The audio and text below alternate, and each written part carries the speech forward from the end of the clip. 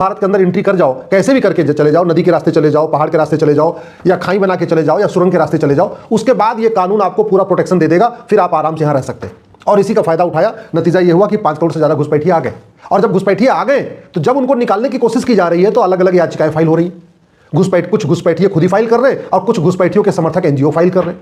अब सवाल यह है कि भारत के लोग घुसपैठियों की मदद क्यों करते हैं? क्योंकि घुसपैठिए एक मुफ्त वोट देते हैं, जिसको वोट करते हैं एक साथ वोट करते हैं। पार्षद प्रधान का चुनाव 50 वोट, 60 वोट, 100 वोट से डिसाइड होता है। तो जिस गांव में 100 घुसपैठिए आ चुके हैं, जिस मोहल्ले में 100 घुसपैठिए आ गए, वो एक तरफ वोट करेंगे, जिसको वोट कर देंगे वो जीत जाएगा। और यही नतीजा यह है कि भारत में लोग पार्षद बनने के लिए, प्रधान बनने के लिए, सांसद बनने के लिए, विधायक बनने के लिए घुसपैठियों की मदद करते हैं। घुसपैठ का सबसे बड़ा कारण है घुसपैठ विरोधी कानून महाघटिया है। दूसरा मुख्य कारण यह है हमारा आधार एक्ट महाघटिया है।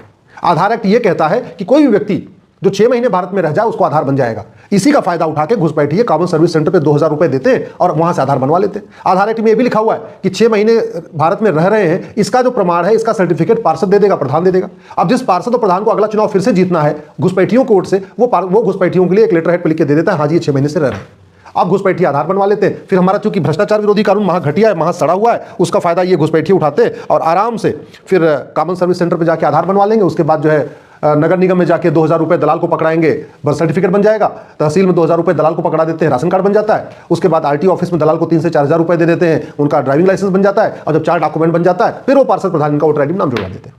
तो घुसपैठ तब रुकेगी जब नियम कानून बदला जाएगा। हमने 150 साल के बाद आईपीसी को बदला, नया बीएनएस लागू किया, भारतीय न्याय संहिता लागू किया। इसमें घुसपैठ के लिए कोई चैप्टर नहीं है, इसमें हमने एक चैप्टर जोड़ा ही नहीं है, ऑफेंस रिलेटिंग टू इन्फिल्ट्रेशन। ऐसा अगर एक चैप्टर जोड़ दिया होता तो पुलिस के लोग आराम से एफआईआर दर्ज कर लेते। अभी तो पुलिस के पास घुसपैठिए आते हैं तो पुलिस को जो बेचारे हवलदार है या जो थानेदार है वो खुद ही सोचते हैं इनको हम कहां से एफआईआर करें, क्योंकि उनके पास बीएनएस होती है। बीएनएस में घुसपैठ के लिए कोई चैप्टर नहीं। इसमें सेक्शन 111 है ऑर्गेनाइज क्राइम का, लेकिन ऑर्गेनाइज क्राइम को, लेकिन सेक्शन 111 में भी नहीं लिखा हुआ है घुसपैठ ऑर्गेनाइज क्राइम में। सेक्शन 113 है एक्ट ऑफ टेररिज्म, उसमें भी नहीं लिखा हुआ है घुसपैठ एक्ट ऑफ टेररिज्म। सेक्शन 147 है वेजिंग वॉर, उसमें भी नहीं लिखा हुआ है कि घुसपैठ अपने आप में एक वेजिंग वॉर है। सेक्शन 152 है राष्ट्रीय संप्रभुता के लिए खतरा, लेकिन उसमें भी नहीं लिखा हुआ है कि हाँ घुसपैठ हमारी राष्ट्रीय संप्रभुता के लिए खतरा है। तो बेचारी पुलिस ना कहते हैं लाचार है, पुलिस के लोग कुछ कर नहीं पाते, घुसपैठियों को पकड़ते हैं, रोकते हैं और बाद में 2-4 दिन के बाद वो इधर से उधर भाग जाते हैं। और अभी ये भी हो रहा है, जब एसआईआर हो रहा है, घुसपैठी एक राज्य जहां एसआईआर होता है घुसपैठी वो राज्य छोड़ के दूसरे राज्य में चले जाते हैं। जब एसआईआर कंप्लीट हो जाता है दोबारा वहीं आके बस जाते हैं। ये बिहार में हो रहा है।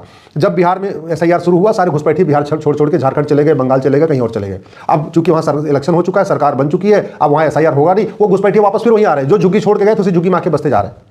घुसपैठ इसलिए हो रही है कि भारत में लगभग 50,000 करोड़ के आसपास विदेशी फंडिंग आ रही है। ये विदेशी फंडिंग घुसपैठियों को बसाने के लिए आ रही है, धर्मांतरण कराने वालों की इससे फंडिंग होती है, लव जिहाद की फंडिंग होती है, लैंड जिहाद की फंडिंग होती है। कुल मिला के भारत को बर्बाद करने के लिए ये 2010 में कानून बनाया गया था और ये कानून अभी तक नहीं बदला गया है। इसलिए फंडिंग आ रही है तो घुसपैठियों को मदद करने वाले एनजीओ भी सामने आ रहे हैं, घुसपैठियों को मदद करने वाले वकील कोर्ट में खड़े हो जाते हैं। डिस्ट्रिक्ट कोर्ट, हाई कोर्ट तो छोड़िए, सुप्रीम कोर्ट में बड़े बड़े दिग्गज वकील खड़े हो जाते हैं, क्योंकि उनको सीधे उनका जो कोर्ट जो उनकी फीस है वो एफसीआर के जरिए उनके आ जाती है। सीधे उनको नहीं आती, उनकी बीबी के एनजीओ खाते में आ जाती है, उनके पिताजी का एनजीओ है उसमें आ जाती है। कहीं ना कहीं डायरेक्टली इनडायरेक्टली उनको आराम से फंडिंग हो रही है तो खड़े हो रहे हैं और ह्यूमन राइट के नाम पे घुसपैठियों को बचाव कर रहे हैं। घुसपैठ की जो सबसे बड़ी और दूसरी फंडिंग आ रही है वो बैंकों के जरिए आ रही है। और वो क्यों आ रही है? क्योंकि हमारा बैंकिंग कानून जो 1949 का ये महाघटिया है, महासड़ा हुआ है, आज तक हमने बदला ही नहीं।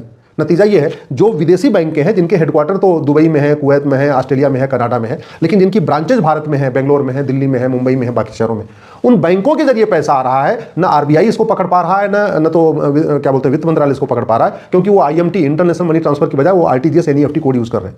तो ये आज तक हमने यूनिफॉर्म बैंकिंग कोड लागू नहीं किया। नतीजा ये है पुराना वाला कानून चल रहा है और उनको फंडिंग हो रही है तो घुसपैठियों को मददगार आके सामने खड़े हो जाते हैं। घुसपैठियों की जो तीसरी फंडिंग होती है हवाला के जरिए होती है। हवाला तब बंद होगा जब 100 रुपए से बड़ी नोट बंद होगी। हवाला तब बंद होगा जब हवाला को जघन्य अपराध घोषित किया जाएगा। ये घटिया कानून बदला जाएगा। हवाला कारोबारियों को फांसी देने के लिए कानून बनेगा, उनकी नागरिकता खत्म करने के लिए कानून बनेगा, उनकी 100% प्रॉपर्टी जब्त करने के लिए कानून बनेगा। तब हवाला रुकेगा, तब अलगाववाद, आतंकवाद, जिहाद, मजहबी उन्माद, धर्मांतरण, घुसपैठ रुकेगा। नहीं तो जब तक फंडिंग होती रहेगी इसमें से कुछ भी नहीं रुकेगा। घुसपैठियों को इसके बाद जो फंडिंग होती है वो ब्लैक मनी से होती है। ब्लैक मनी भारत के अंदर ही जनरेट हो रहा है। अब ब्लैक मनी को रोकने के तरीका है 1000 रुपए से महंगे सामान का कैश लेन देन बंद कर दिया जाए तभी, और ब्लैक मनी को जघन्य अपराध घोषित कर दिया जाए। कानून हमारे पास है, एक तो हमारी न्यायिक व्यवस्था से सड़ी हुई है। पहले 20 साल मुकदमा डिस्ट्रिक्ट कोर्ट में चलेगा, फिर 20 साल हाई कोर्ट में चलेगा, फिर 10 साल सुप्रीम कोर्ट में चलेगा, 50 साल कहते नहीं 5-10 तक मुकदमा चलता रहेगा। उसके बाद भी तब तक आदमी बूढ़ा हो जाएगा तो उसके मानवाधिकार की चिंता करते बोले ठीक है काम करो, बहुत दिन पुराना हो गया, बूढ़ा हो गया, 80 साल का हो गया, इसको क्यों रखना जेल में।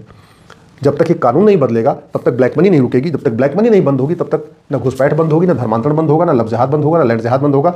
तब तक ये कुछ भी इसमें से जो देश विरोधी घटनाएं कोई भी नहीं रुकेंगी।